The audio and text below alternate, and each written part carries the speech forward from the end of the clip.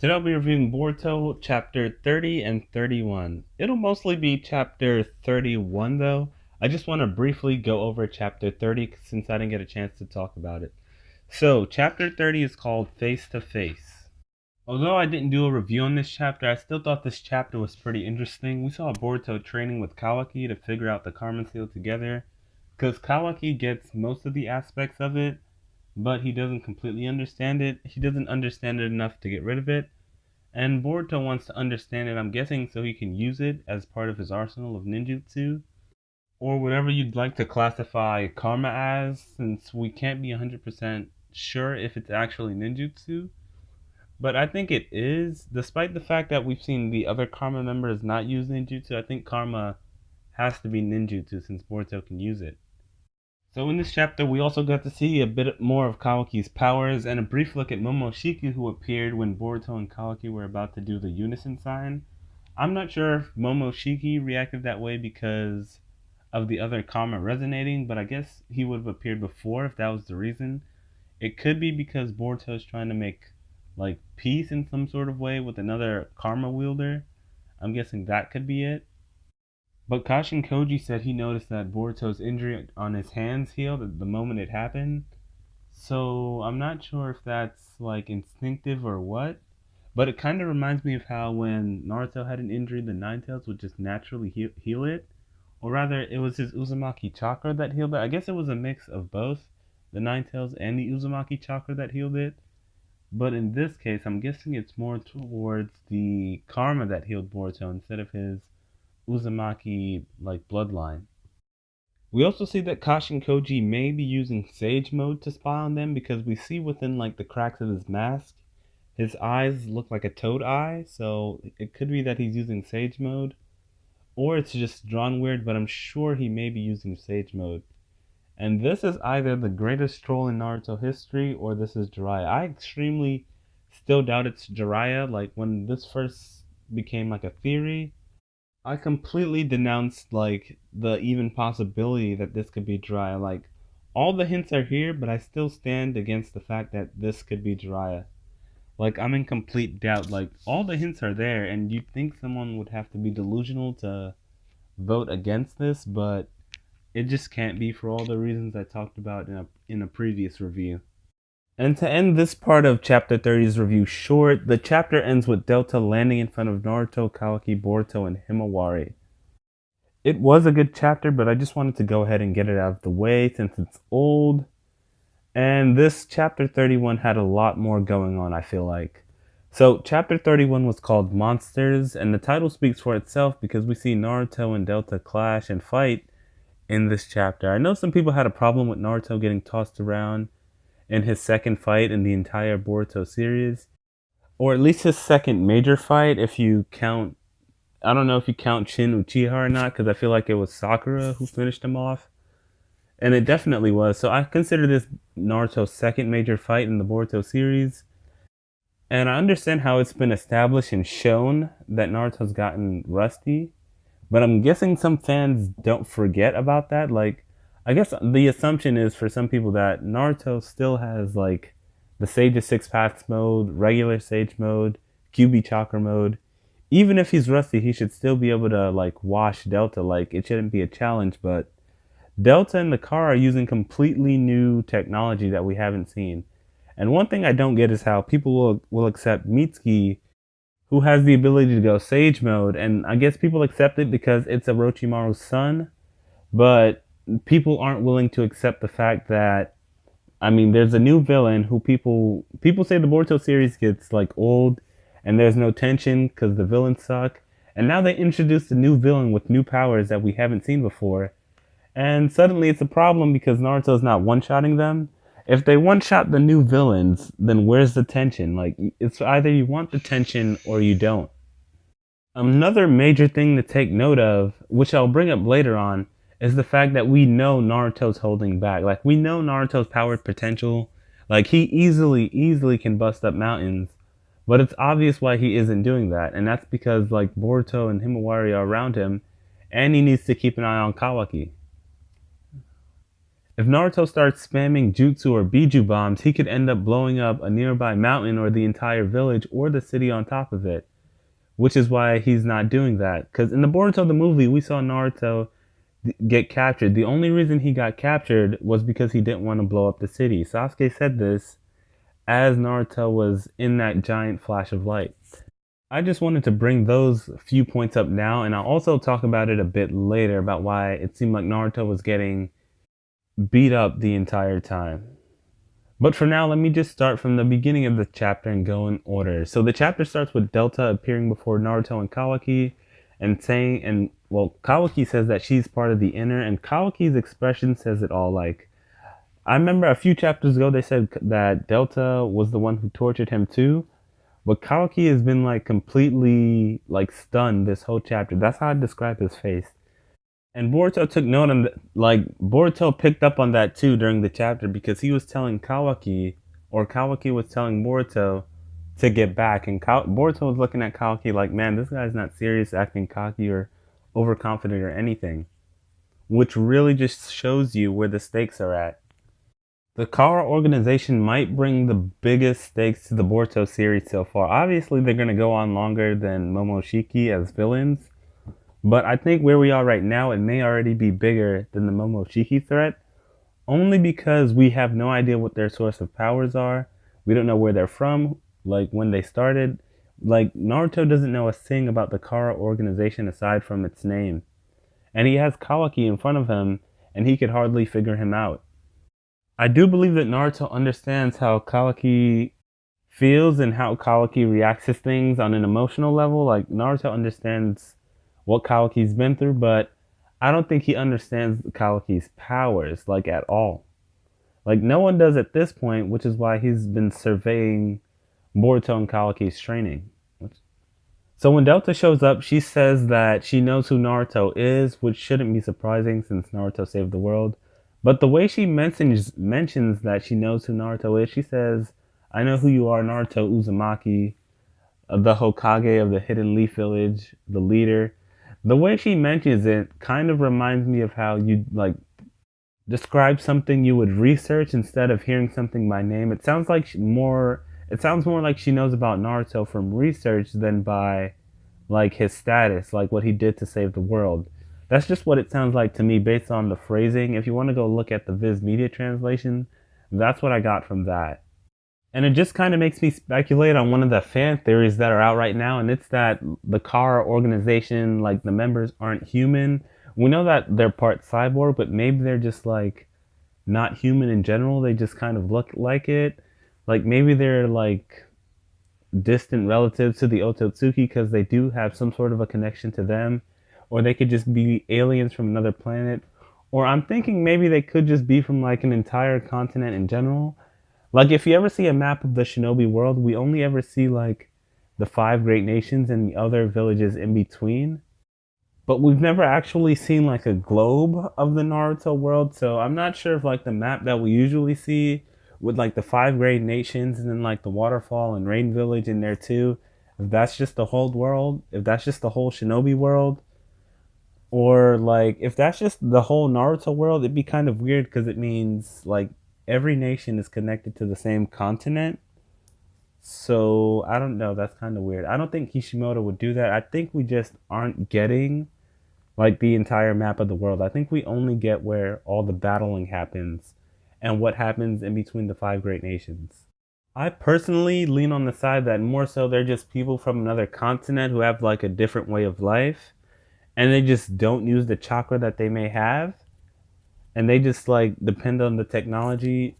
Like imagine like in the Naruto world, they're like ninjas who live in like the old-fashioned times, I guess is what you'd call it, the ninja era, samurai, because there are samurais in the Naruto world too. It's like they live in their time, and on the other side of the world, they're just ahead in technology. They have like computers and stuff. Imagine that's how it was. That'd be pretty interesting. And it would also explain how like the Naruto world suddenly gained all this technology. Like, you know, we didn't just go from the ninja era to developing laptops and flat screen TVs. Like, that just doesn't add up. So, back to the chapter. Delta says she wants Kawaki, and Kawaki actually looks scared for the first time since Biju Naruto appeared before him and he said his power was close to Jigen's or stronger than Jigen's. And then Kawaki tells Naruto that all the members of the Kara are monsters. So when Delta asks for Kawaki, Naruto says that he won't hand Kawaki over. And if you see Kawaki's face, he just looks so surprised to be cared about, which really shows because he had no one. His father abused him. We don't know what happened to his mother. His father sold him to Jigen, and then Jigen just used him as a tool. So now to find someone who cares for you, he's just I'm sure Kawaki has been going through a whirlwind of emotions ever since he escaped Kara. And when Naruto says he won't hand over Kawaki, Delta's just like, you know what, I think I'll just kill you. And I'm like, to say that you're gonna kill Naruto after you did research on him is just crazy. Throughout the fight, I was worried that Naruto would go easy because it's the first female character he's fought aside from Kaguya. But he didn't. He starts the fight by slamming her into the ground head first. And then he tries a Rasengan, but here comes the most interesting part of the chapter, I think, because Delta is able to absorb the Rasengan with her eye, which was easily and probably the most shocking part of the chapter because I'm thinking we have a new dojutsu that we haven't heard of somehow, and it somehow never got passed along to the Uchiha or like the Hyuga clan. But then we find out from Kawaki that her eye was specifically made for her, and essentially it's a ninja tech eye. So I'm wondering if her eye, since it has the ability to absorb, and later we find out that she can release the Rasengan too, if she can do that with her eye, does it have the Karma Seal in it? Because that's the ability that Momoshiki has along with Kawaki. So I'm wondering if that's her Karma Seal ability too, but if that's her ability too, that's pretty lame. I guess the Karma Seal seemingly only has that one ability. Like, it's a good ability, but like I figured it'd be different for everyone, maybe, because they all have like different signs. That aside, throughout the fight, we see that Delta has the same abilities Kawaki has when it comes to transforming their body, and it's also revealed that her body is completely modified. And once she starts using her transformed body, we see her just kicking Naruto around, basically giving Naruto the works. Like, she was literally tossing around Naruto in QB chakra mode. He didn't add Sage mode to it yet, but this was just pure QB chakra mode. And during the fight, we see Boruto try to rush in to save Naruto, which shows how far he's come since Boruto the movie. But and then Delta's just like, yeah, he can come too. I'll send him to the afterlife as well. And Naruto says that if he lays a finger on any of them, he'll make her regret it until she dies. Like, Hokage Naruto might be the best Naruto so far. And when we look over at Kawaki, when we see his face in the panel below, it looks like Kawaki is surprised to even be mentioned, which really just shows how much Kawaki is seeing how much Naruto actually cares for him. And to know what happens, like, whenever chapter 1 takes place in like 2 to 3 years from now, just makes all of this look really sad because Naruto's doing all of this for Kawaki, putting his life on the line, trying to help him stay away from the people who've kept him confined. It ruined his whole childhood up until now. And Kawaki is somehow going to end up betraying Naruto later on anyway. And then Delta asks why Naruto is so hung up on Kawaki anyway. And even though he's just going to lead you down like a dangerous, or I forgot what the words were, but she says that he's just going to be trouble later on. And Naruto asks her the same thing because she came flying into the Hidden Leaf Village, an entire ninja village, without stressing. So Naruto just replies that it's his job to worry. And he's just curious. And I guess with that, Delta figured out that he was just faking being injured and just calls him out and says he's a horrible actor. And then she says she's gonna just go all out now. But before that, he starts healing, and Boruto and Himawari all just look surprised because I think this is Himawari's first time seeing Naruto maxed out. Sarada and Chocho have seen like Naruto do this before, and Boruto saw a glimpse of it during the movie arc, but they've never actually seen him like consistently fight like this in the QB chakra mode or heal himself. And Naruto also makes a point about what I was bringing up earlier. He says that he was just trying to get Delta to lower her guard so that she would give up intel for him to collect. So right before they start going all out, Kawaki just tells them to get back because he knows what's about to go down. And for a few chapters ago, we saw what Kawaki did to one of her lackeys, and for him to be this afraid of what they can do with their power, just goes to show you how strong Delta could possibly be. So like I mentioned earlier, as they're clashing, Delta just pulls out the Rasengan that she absorbed earlier, which is a trait we haven't seen Boruto do yet with his Karma Seal. I believe we've seen Kawaki do it, and we know Momoshiki had that ability, but to see someone else do it for the first time, I believe, just further solidifies how strong the skill actually is. It also provides evidence that she does have the Karma Seal in her eyes. And after Naruto is able to dodge the Rasengan that she threw back at him, Boruto comes to the realization that there's no room for him in this fight at all. And that's where the chapter ends. So it looks like their fight is going to continue in the next chapter. This chapter was great from a lot of aspects. The first one I'd like to bring up is Naruto's ability to think while fighting Delta. Lots of people think Naruto was just being pushed around or pushed back by Delta, when in actuality, this was all part of his plan. And it's really surprising to me how some people don't seem to realize how holding back is part of his plan. Like, he never starts off at full power. Even if he goes into QB chakra mode, that's never him trying to start at full power. He was more so just testing her abilities while collecting data. And like he said earlier, he was trying to collect intel on her, or not on her. He was trying to get her to give up intel. He didn't mention anything about her powers, but I'm pretty sure starting off like this does give him like a good range of where her power could possibly be. Him stalling out the fight like this, even if he is way stronger than her with his Sage of Six Paths chakra mode, which he started to use when he said he was maxing out, even if he is stronger than her, him stalling just lets him get more information on her abilities and what else the Kara could possibly have. It also gives him time to let Himawari and Boruto escape, because early in the chapter he told Kawaki to just fight for himself, but he didn't tell him to necessarily leave. Another thing I want to talk about regarding this chapter is like Delta's abilities.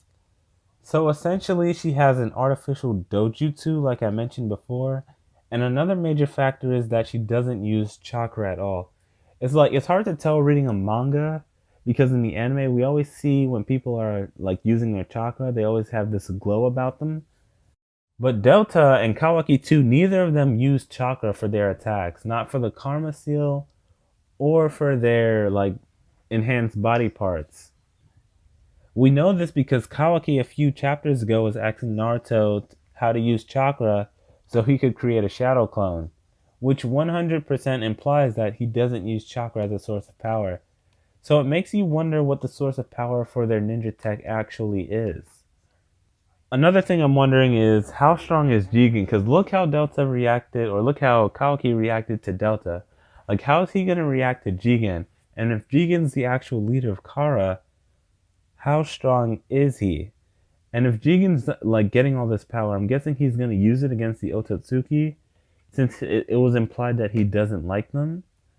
So it makes you wonder how strong the Otsutsuki are going to be down the line too. And the Kara fight with a different source of power, so it's going to be different trying to defeat them. Like, they don't use chakra. So they're not going to have like, if one of them has like a fire style attack, you can't necessarily just like spam a water style jutsu, because if the source isn't chakra, Naruto or anyone may not be able to put it out in the same way they would chakra, essentially. When Kashin Koji was first introduced, when the Kara were all having their meeting, we saw him like kill one of the members at the end using a fire style attack. And that attack completely incinerated the guy. It was essentially like the Amaterasu, but it was actually fire. I think it was called Hellfire. And apparently rain doesn't even affect this fire. And we're starting at a very high tier of power for the Boruto series. Like, these villains are up there in power. Like, Delta is already going head to head with Naruto. And he's only the first Otsutsuki member, not Otsutsuki, the first Kara member he's fighting. I don't think they'll complete this fight because I'm pretty sure she's one of the higher ranking members, as Kaoki stated earlier. And you know, they like to defeat big villains towards the end game, like towards the end of the series. And like I said before, if Jigen is getting ready to battle the Otsutsuki for some reason, they're obviously stronger than them right now. Like the Otsutsuki King is going to be stronger than Momoshiki, Kinshiki, Urashiki, and probably Kaguya. And no one else can take out or even challenge people of this tier aside from Naruto and Sasuke. I'm not 100% like sure Sakura can because we haven't really seen what she can do. The only thing we've seen her do in this era is take out Shin Uchiha, and he was pretty. I mean, I can't say he was completely weak, but he definitely wasn't strong. And we saw what Konohamaru did against Kashin Koji. He put up a fight, but he really wasn't real. Kashin Koji really wasn't even trying. He was more so testing Konohamaru, and I'm sure he could have just completely like beat Konohamaru, but he kept him alive for one reason or another. It could be because of his connection to the leaf. So none of the characters aside from Naruto, Sasuke, maybe Sakura, are going to be able to keep up with these new villains. So it makes you wonder what direction the Boruto series is actually going in. It also makes me wonder how strong Boruto is going to be when he takes on Kaoki, and when he's that strong, is he going to be as strong as Delta, or will Delta just keep getting stronger too, along with the technology that they have? And will Boruto even ever be able to catch up to Jigen? Because Delta's giving Naruto a run, and Naruto has the Nine Tails. Jigen's gonna be stronger than Delta by default if he's the leader, and the Otsutsuki leader is stronger than that. How's Boruto ever gonna match up to them? I'm thinking they have to still keep Naruto and Sasuke around to take out these villains because Boruto's power potential, when it comes to skill, he's gonna have it, but raw power, he's definitely not gonna match up to Naruto. So I don't see him taking on any of these big time future villains. That aside, this review is getting long, so let me know what you thought of this chapter in the comment section below. Be sure to like, subscribe, and share. Thanks for watching, and bye.